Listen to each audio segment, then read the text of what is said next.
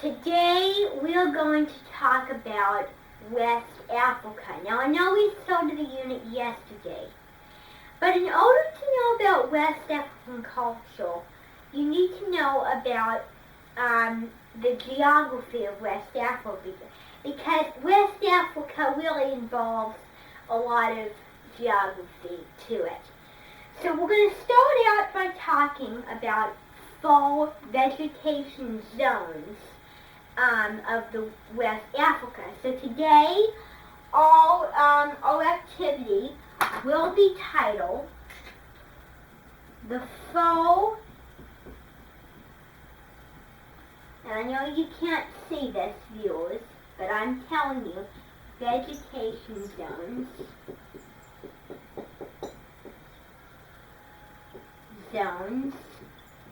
of West Africa. Alright,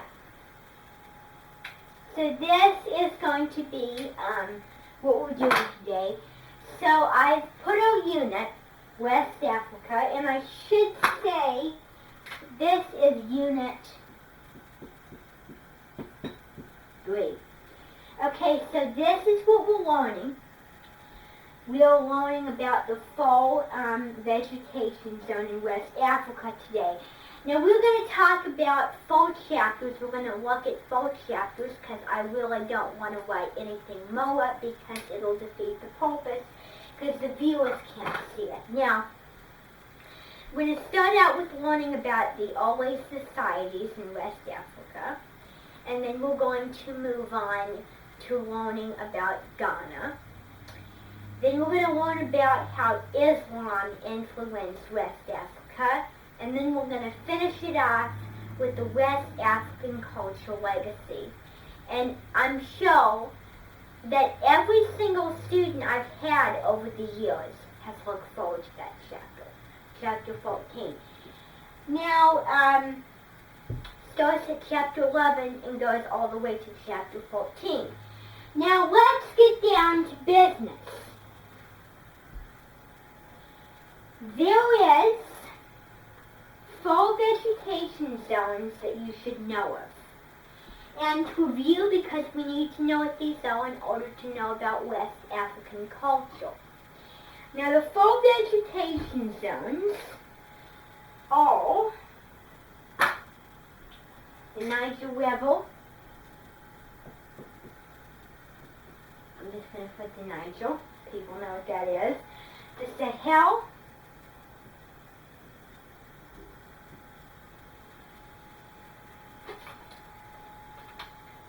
The Sahara.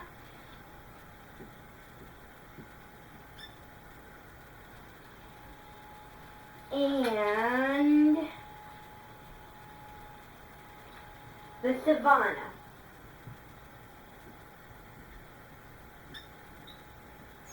Now we're going to talk about these different zones, okay?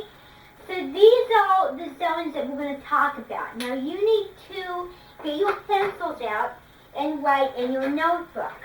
So take out your Tiger notebooks, and we're going to turn to page 1 in the notebooks. Wait. Oh, darn it. I turned to the back page. I was like, I don't remember writing that. That's not what I wanted. So, I'm going to turn to the first page, and I want you to copy this down. I'm going to turn to the second page in the Tiger notebook. So I want you to copy this down as I am talking. Now the first region zone that we're going to cover is going to be the Niger River. Now the Niger River, 3 words. So because it's only 3 words, I'm going to just write it up on the board. Now the thing we should know about the Niger River is, first of all, it's a trading post well, it's a trading route. And the thing that's such an advantage about the Niger River is it makes land fertile. That's F-E-R-T-I-L-E. Alright, so that is what we know about the Niger River. So I hope you written that down as I was writing that down, because we're moving on to the another zone. Now the other zone is going to be the Sahel zone.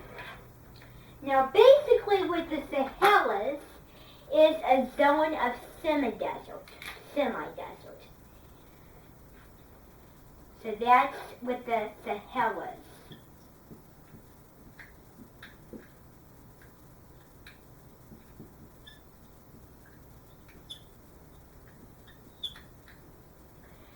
And semi is S-E-M-I, and desert is I think it's D-E-A-S-E-R-T.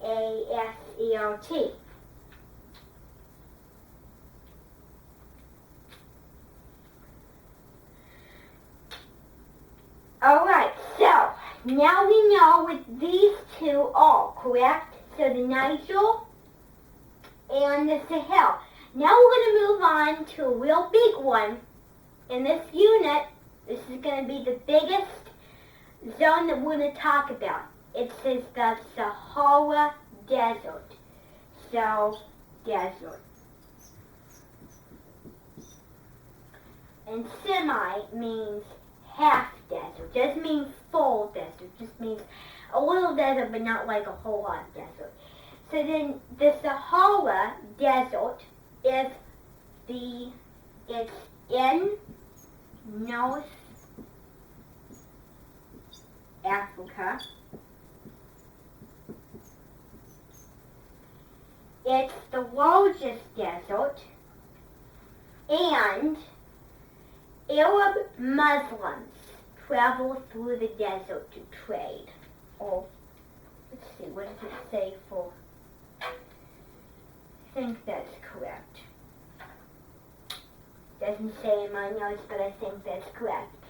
So then, now we know what the Sahara is. I'm not writing everything down because I want to tell everyone what it is.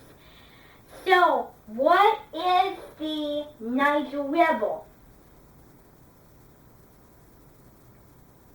Okay, a trade route. Another thing about Niger River, we've already said that. Don't look at the board. This is from your memory. You forget it. You got it. So that is the Niger River. Now, what about the Sahel forwards? Yes, Queenie. A zone of semi-desert. Perfect. What about the Sahara? Can we talk about the Sahara?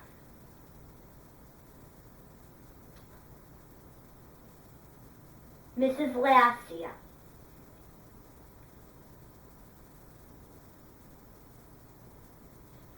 Oh, and one definition. The largest desert in North Africa where Arab Muslim traders travel there. A lot of people crawl through the desert because it's so hot. And I didn't put that down because obviously a desert is very hot. And in a desert, people will wear light clothing because we all know that the light reflects the heat, and the more dark colors absorb the heat. That's very bad. And so the one thing I don't like is just the sandstones, because I mean it's a beautiful place, the Sahara Desert, but it is very, very remote, very desolate, very, very vast, and it looks endless. It looks so beautiful. The one advantage is it just looks like beautiful. Just like it looks so textural. It just draws people in, but most of the time it doesn't. And the Sahara doesn't make a lot of settlements because it's so hot. People don't, West Africans don't settle in the Sahara because, you know what I'm going to say. The savanna is the final zone. And what I have in my notes is an area of tall grasses and scattered trees. So that is what you need to put down. It has a long rainy season, and grains can grow there very easily.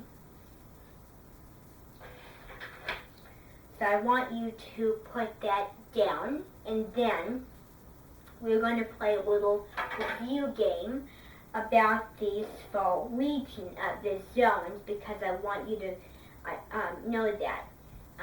Because when we do the setting the stage, you ought to know about the zones before we move on to different factual things. So, now I'm going to erase this board because when we play the game, you're not going to be allowed to look at the board. Now, I'm going to tell you what the game is. The game is called,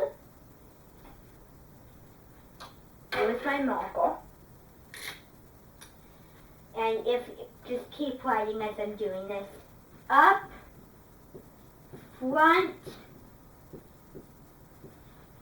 and center. Now,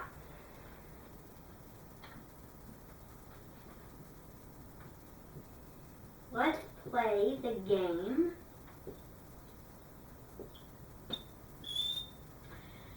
Okay, now the object of the game is, so this is how the rules is going to go. And no, I'm not going to write this down.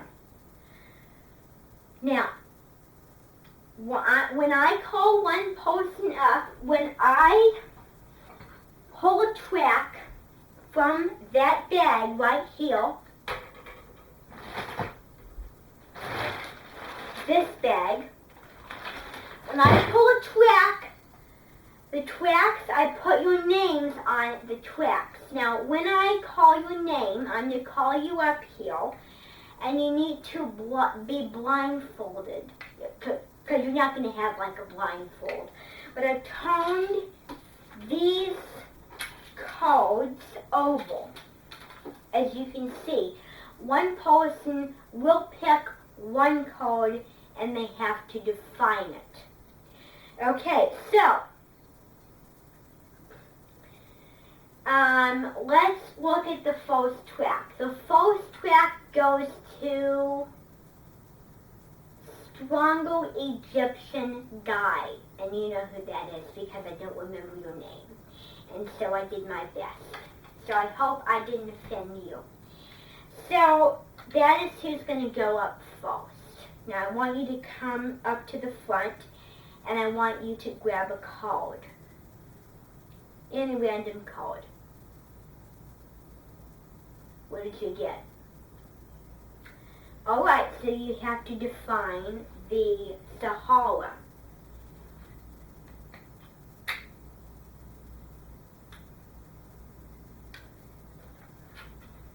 Yes? Exactly. Perfect. Alright. Now let's have another person go up. Let's see.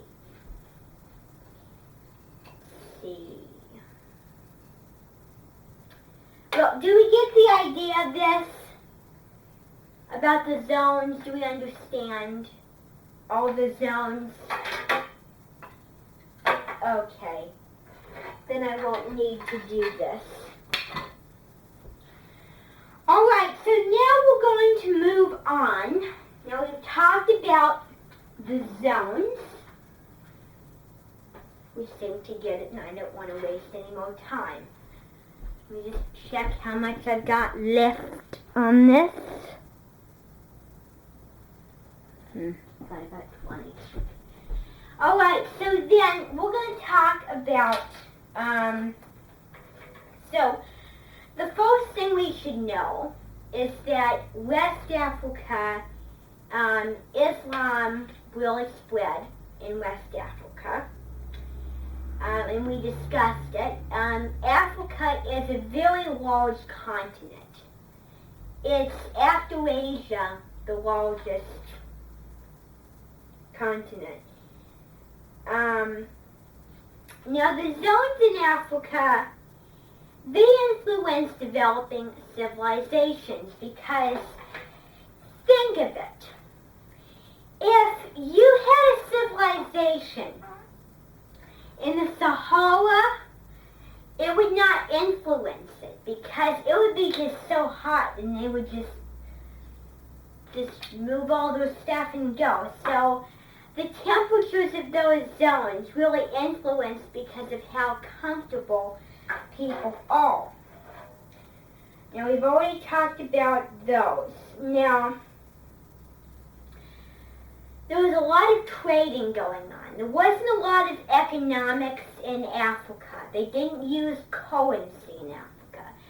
They traded because we're going to talk about currency now. Now, currency is a form of money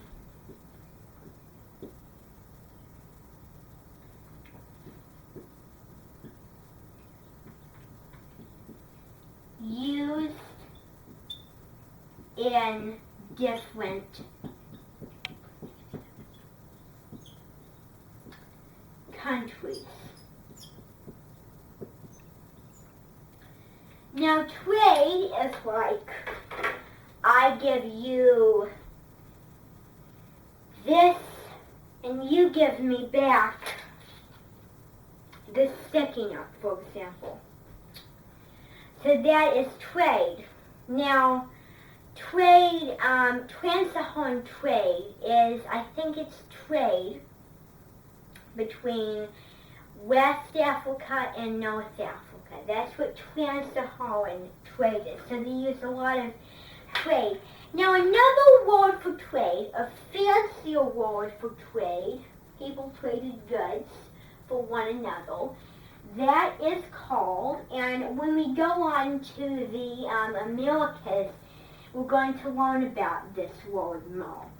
This word, trading one good for another, is called bartering. So that is another name for trading. Now, we're going to learn, when we learn about Ghana, we're going to learn about silent bartering. And silent bartering, because I mean, a lot of people in Africa can't speak a lot of the time. And so that's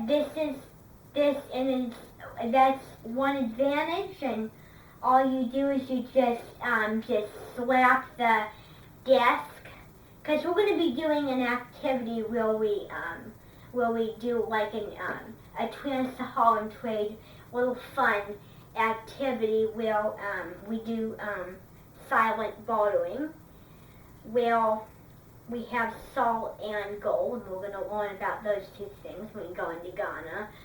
And what happens is people go up to these like desks and they just, well, not desks, but tables, and they just drum to get the person who's giving you that item's attention, and then you give them your salt.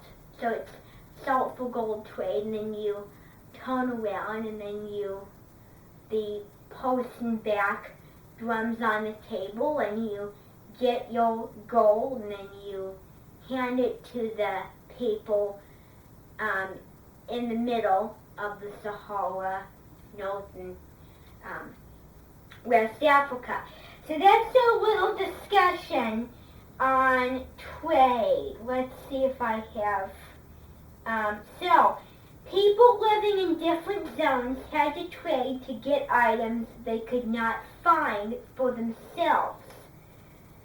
Now, we've learned we just previously learned about the Niger River itself as a trading route because it was a river. Rivers in West Africa served as trading routes. And we're going to learn about the camel and how that really influenced trans-Saharan trade after 3000 BCE as a result to the introduction of camels. And we're going to learn about how they can survive long journeys without the use of water in them. They have quite a bit of energy. They're wonderful, very reliant creatures, and a lot of people really relied on camels to get them across. And you would not judge how gross they are if you would need a serious transportation in the desert like the Sahara. So, now, let's see if I can find anything. Now, farming developed south of the Sahara, and so we learned about the Niger River making land fertile, and they also provide fish.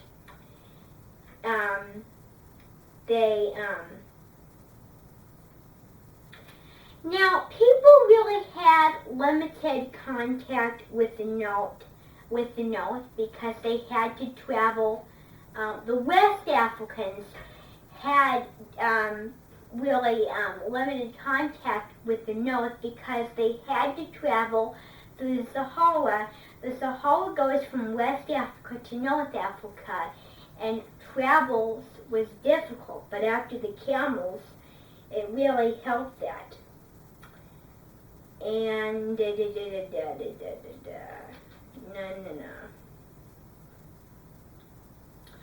So there's 3 kingdoms in West Africa. Let me just go check on time. Oh, I got about 12 minutes. I'm good. Now we're going to talk about the three kingdoms. The first one is Ghana. So this happened first. The second is Mali. So after Ghana declined, then Mali, and we're going to learn about this at the end of the next chapter, rose. So Ghana, Mali, and then I think Sahel.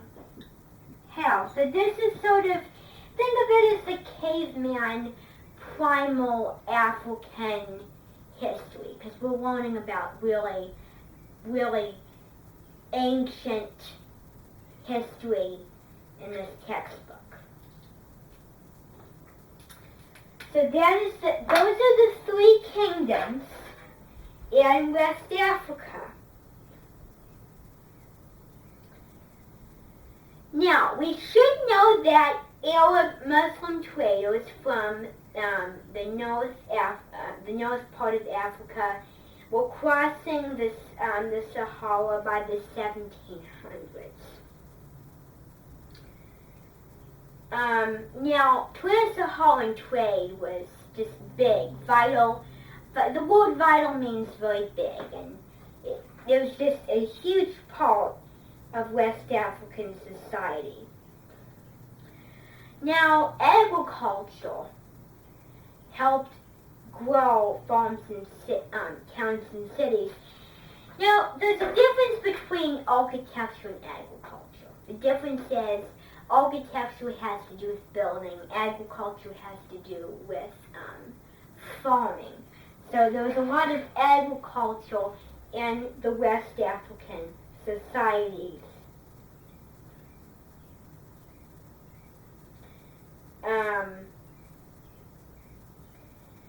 Well, trade really played a key role in West African societies, obviously. So that is that. So I hope you're learning quite a bit. Now, by 4000 BCE, people settled to farming south of the Sahara. Because people really didn't have a lot of farming in the Sahara because you can't grow anything. It's so hot there. Ugh. Now, the Hitler of present-day Turkey mastered iron working that spread to Africa with traders who crossed the Sahara. So a lot of things got sent from one part of Africa to the other part of Africa very easily. Now, we're going to talk about another word. We're going to talk about smelting. This is a new one. This is not very important, but it's interesting. Smelting. Now, the word smelting means a process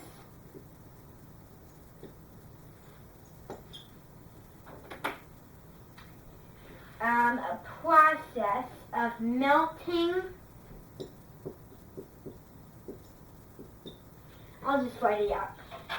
A process of melting ore to extract iron or other metals. Now we're going to talk about the Nook. They use